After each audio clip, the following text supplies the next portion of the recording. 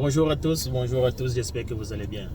Alors pour les nouveaux, moi c'est Martial Kamara, présentateur de la chaîne CGI, qui signifie Canada Global Info. D'ailleurs, je pense que je vais changer le nom de la chaîne. Ça ne sera plus Canada Global Info, mais Expérience Canada. Ouais, donc dites-moi ça en commentaire, je pense que ça serait peut-être temps de changer le nom de la chaîne, parce que c'est plus trop en concordance avec ce que je dis, avec ce que je fais et ce que je dis. Donc, avant d'entrer dans le vif du sujet, je veux dire merci à tous ceux qui ont réagi à ma précédente vidéo où j'expliquais un peu la situation du travail qui nous touche ici et ici. Et je me suis rendu compte par là que bon voilà, il y avait quand même pas mal d'idées intéressantes, importantes, pas mal de propositions qui m'ont beaucoup plu. D'ailleurs, beaucoup verront que j'ai beaucoup ri en commentaire et ça m'a fait plaisir. En même temps de savoir aussi que bon voilà, il y a certains qui me connaissent, il y a certains qui voient au-delà de ce que je suis en train de dire. Donc j'ai pris en considération réellement vos commentaires et ça m'a beaucoup plu.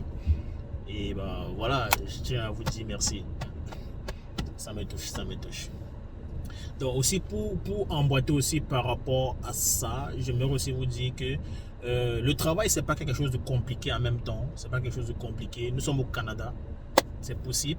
Pas besoin d'avoir un contrat de travail dans une grosse entreprise pour se débrouiller et avoir de l'argent. Certes, je disais que je veux pas un truc, que je cherche un truc qui fait utiliser sa mémoire grise, pas un truc juste de cyclique et tout. Mais en même temps, derrière ça, moi-même, je cherche un truc, je cherche à être autonome. J'aime l'autonomie, j'aime pas qu'on a le contrôle sur mon temps. Vous voyez? Donc ça, c'est vraiment chacun qui sent ça en lui. Moi, quand je travaille pour quelqu'un, c'est compliqué que je sois à 100%. Même si j'aime le travail. C'est difficile que je sois à 100%. Je suis même à 200% quand je suis personnellement lié au projet et à la chose. Donc voilà, si c'est que c'est compliqué de trouver le travail, il y a des choses évidentes et très faciles à faire. Dès que tu as un véhicule, c'est facile. Tu fais les livraisons. DoorDash, Skip ou bien Uber, tu fais tes livraisons, tu t'en sors pas mal bien. Donc là, par exemple, j'étais en train d'enregistrer la première vidéo. J'ai ma voisine qui est arrivée, une Canadienne, elle est venue me couper carrément. On a bavardé un peu, elle me disait qu'avec DoorDash, elle fait actuellement, là je vous parle là, maintenant, je viens de finir avec elle. Elle me dit qu'actuellement avec DoorDash, elle fait $200 la journée. Un truc que moi j'ai laissé, je me suis dit non voilà, ça me fatiguait déjà, DoorDash, ça ne marche pas bien dans la ville où nous sommes et tout, mais elle me dit actuellement qu'elle fait $200 par jour. Donc peut-être je pense que je vais réinstaller l'application dans mon téléphone, vu que j'ai déjà travaillé là-dedans, j'ai déjà j'ai quand même des stats déjà à l'intérieur, donc je vais juste continuer avec comme je faisais. Peut-être le temps que j'ai abandonné, bon, les choses sont améliorées, les choses sont encore avancées et tout, donc voilà, c'est encore mieux maintenant. Donc tout de suite après la vidéo, je vais réinstaller l'affaire et puis on va relancer. Parce qu'avec ça, tu commences à l'heure que tu veux, tu arrêtes à l'heure que tu veux, tu dashes comme tu veux, tu n'as personne pour te dire à l'heure où tu vas arrêter, qui va te dire non, tu prends ta pause à telle heure, tu es tranquille et on te paye chaque lundi. Chaque lundi, là, on tombe. Donc voilà, c'était une parenthèse. Tu peux faire ça partout. À Montréal, c'est encore plus répandu et tout. Donc, c'était ça une petite parenthèse. Donc, par là, donc, je vais chuter sur le sujet même de la vidéo. Et installez-vous confortablement parce que la vidéo risque d'être légèrement longue. Vous voyez, légèrement longue. Donc, j'avais fait une vidéo par rapport au permis au véhicule. Avec les financements et tout, je pense que la vidéo a quand même intéressé pas mal de personnes.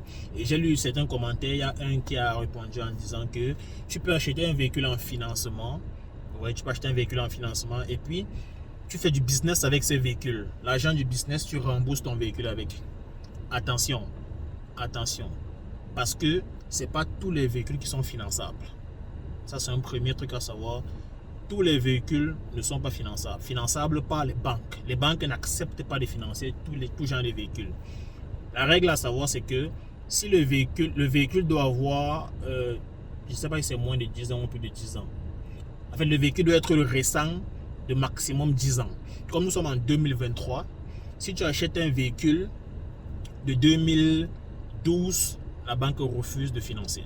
Donc, c'est minimum 2013. Donc les banques financent les véhicules de maximum plus de 10 ans. C'est plus de 10 ans, c'est moins de 10 ans. Bref, nous sommes en 2023. Si tu descends, tu as jusqu'en 2013. Donc tu as juste à acheter. Donc si ton véhicule est moins de 2013, la banque ne finance pas. Donc ton véhicule doit être d'une année de 2013, 14, 15, 16 à montant pour que la banque accepte de financer. Autre que ça, il n'y a pas de financement, tu vas prendre un véhicule en cash. Rien à faire. Donc maintenant, je me dis, c'est quoi l'objectif d'acheter un véhicule en financement pour faire du business? Parce que même quand on se pose la question, c'est quel genre de business tu vas faire avec ce véhicule? À part les livraisons. Donc tu vas acheter un véhicule de 2015 ou bien de 2016 pour faire des livraisons avec. Je ne trouve pas ça, je trouve pas que c'est normal.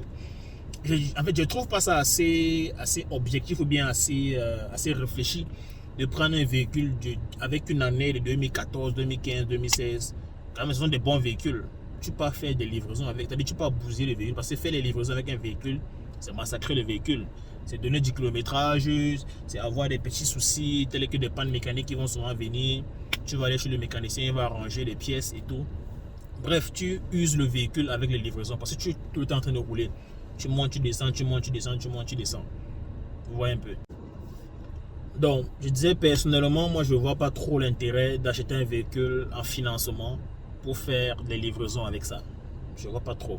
Maintenant, tu peux acheter un véhicule 2010 parce qu'il y a des gens qui font ça. Ils ont un bon véhicule qui ne veulent pas trop user, carré dans leur parking pour leur sortie personnelle, aller au travail tranquille. Mais pour faire des livraisons, ils peuvent acheter un véhicule de 2007, 2008. Les voitures solides là, les Honda là, vous voyez, les Honda ou les Toyota 2008, 2010, 2011 au pire, ils font leur livraison avec. Il sait que même si le véhicule se gâte, en fait lui il a acheté ça pour gâter le véhicule. Vous voyez, là, il a acheté ça en cash. Si les véhicules en cash, ça peut coûter les 5000, max 6500. Tu payes ça $6500 ou 5000 ou 4000 même, c'est possible de trouver. Tu fais tes livraisons avec. Et puis en quelques temps, parce que ça tu achètes en cash. Et puis d'ici peut-être 2 mois, 3 mois, tu as récupéré l'argent du véhicule. Maintenant, tu commences à user le véhicule comme tu veux. Le jour où une grosse panne survient et que tu en as marre, bah, tu revends encore sur Marketplace. Tu peux revendre même à $2000. Voilà un peu les choses que tu peux faire avec le véhicule. C'est toujours plus des livraisons. Je ne vois pas trop un truc que tu vas faire dans les transports avec ça, non. Je pense pas que tu vas pouvoir faire ça. Le permis de conduire, je vais arriver sur le point du permis de conduire.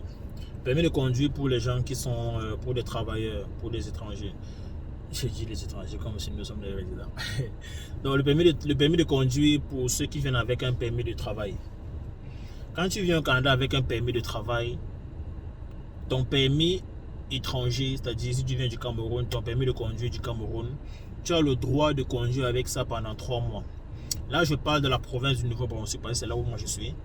Mais si tu es dans la province du Québec, je ne connais pas le délai qu'ils ont donné à ceux qui ont un permis étranger. Mais il y a un délai. C'est pas que tu conduis indéfiniment avec, il y a toujours un délai. Donc, pour ceux qui sont au Nouveau-Brunswick, quand tu viens d'arriver, je pense que tu as 3 mois. Si je ne dis pas de bêtises, tu as un truc comme 3 mois maximum pour utiliser ton permis de conduire. En fait, conduire avec ton permis de conduire étranger. Mais au-delà de 3 mois, tu devras changer. Tu devras utiliser un permis de conduire canadien. Donc ça, c'est pour ceux qui viennent avec un permis étranger. Peu importe, Côte d'Ivoire, Togo, Bénin, Sénégal, le permis est valide au moins pendant 3 mois. Maintenant, quand tu viens en tant qu'étudiant, la nouvelle règle du Nouveau-Brunswick dit que, vu que tu es étudiant, tu as le droit de conduire pendant tout le temps de tes études. Donc, si tes études durent 4 ans, ton permis de conduire sera valide pendant 4 ans. Permis de conduire étranger, hein, pas du Canada. Si tes études durent 2 ans, tu as le droit de conduire pendant 2 ans sans problème. Vous voyez. Donc voilà un peu ça. J'espère que ça répond aux questions des gens de certaines personnes qui m'ont posé ça en commentaire. Donc ne paniquez plus trop. Arrivez, commencez à conduire avec et puis après, changez simplement faites simplement la procédure pour changer de permis d'études. C'est pas compliqué en même temps. Tu passes le test écrit. Après, tu peux passer le test pratique. Bon, tenez compte aussi de ce que j'avais dit par rapport au test pratique parce que c'est pas toujours évident. C'est pas toujours évident. D'ailleurs, moi-même, j'ai encore prévu un autre rendez-vous. J'ai prévu un autre rendez-vous. Je pense que c'est vendredi prochain. Ouais, mais avant de m'y rendre là-bas, je vais faire le test pratique. Je vais faire une petite conduite pratique d'abord avec quelqu'un que j'aurais payé pratiquement $100 juste pour 1 heure de conduite. Donc, je paye un gars 1 heure de conduite à $100 et puis après, je peux composer. Je verrai bien ce que ça va donner. Je vais venir vous dire ça après si tout s'est bien passé. Donc, voilà, j'espère que ça vous a assez enrichi. La vidéo vous a assez enrichi. Comme d'habitude, laissez-moi un like, partagez la vidéo si vous avez aimé. C'est Marcel Kamla. On se dit rendez-vous pour la prochaine vidéo.